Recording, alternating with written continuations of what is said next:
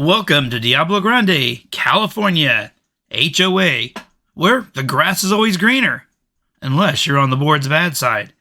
Today we're diving into the wild world of rule enforcement, where the HOA Board of Directors have decided it's best to take on enforcement themselves. Buckle up for a wild roller coaster ride on why your HOA might need an on-site referee. Your current HOA board. They fired the previous on-site manager and now are using the manager who lives in Florida. As they decide if they want to keep the current management company, they've devised a genius plan. Ditch the idea of an on-site manager and send out board members in pairs of two to enforce the rules. Why? As briefly paraphrased from the January 2026 board meeting, because the pros just don't get our community's vibes, they say. Sounds cozy, right? Like Neighborhood Watch, but with clipboards and judgment.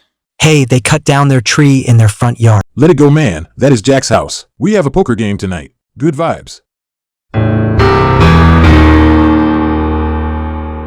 $50 fine. Trash can out.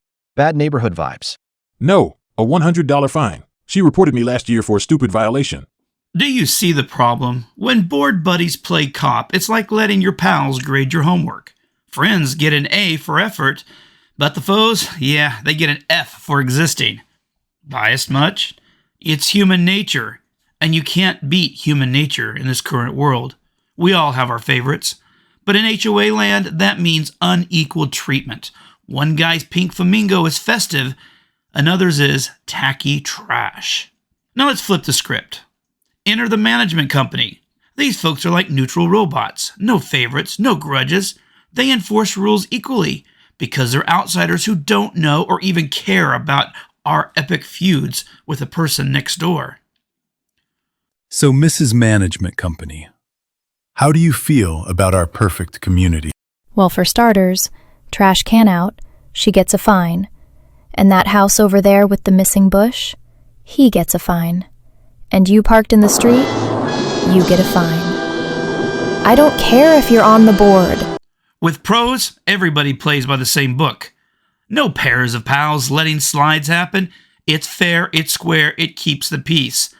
That is why the previous board had chose that path.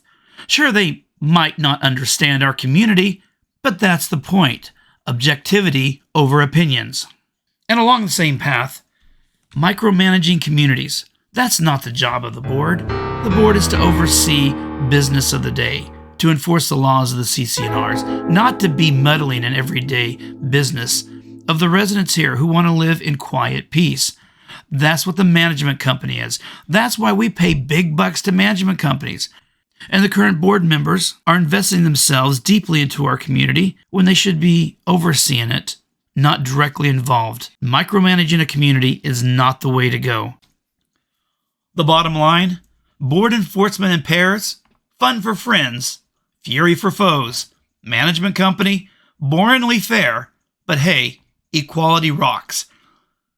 If your HOA is debating this, vote for unbiased pros. Save the bias for your fantasy football league.